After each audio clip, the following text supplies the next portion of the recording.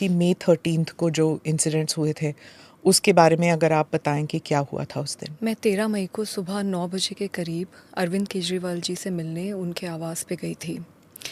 मुझे वहाँ पे स्टाफ ने ड्राइंग रूम में बिठवाया और बताया कि अरविंद जी घर पे हैं और वो मुझसे मिलने आ रहे हैं। इतने में विभव कुमार जो कि उनके पीएस थे, वो वहाँ पे धनधनाते हुए आते हैं और मैंने उनको बोला भी कि भाई क्या हो गया, मतलब अरविंद जी आ रहे हैं, क्या गया। तो इतना मैंने बोला और इतने में ही उन्होंने हाथ छोड़ दिया। उन्होंने मुझे 7-8 थप्पड़ पूरी ज़ोर से मारे। तो जब मैंने उन्हें पुश करने की कोशिश करी तो उन्होंने मेरा पैर पकड़ लिया और मुझे नीचे घसीट दिया। उसमें मेरा सर भी जो वो सेंटर टेबल है उस पे जाके टकराया। मैं नीचे गिरी और फिर उन्होंने मुझे लातों से मारना शुरू किया और मैं बहुत ज़ोर ज़ोर से चीख चीख के हेल्प मांग रही थी, लेकिन कोई मदद के लिए नहीं आया। ऐसे तो हो ही नहीं सकता कि सीएम के घर में कोई नहीं हो और ऐसी पिटाई हो रही हो किसी की और कोई बाहर ही ना निकले कमरे से।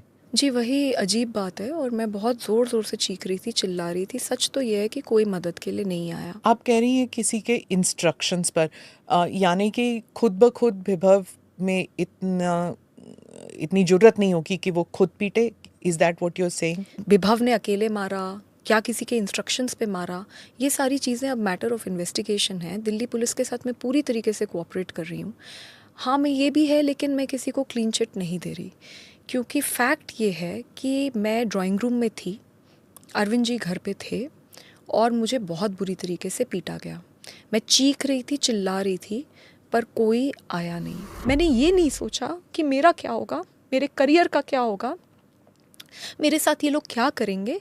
मैंने सिर्फ ये सोचा कि जो चीज़ मैंने सारी महिलाओं को बोली है कि आप हमेशा सच के साथ खड़े हो, आप सच्ची सच्ची कंप्लेंट करो, लेकिन आपके साथ अगर कुछ गलत हुआ है तो आप ज़रूर लड़ो।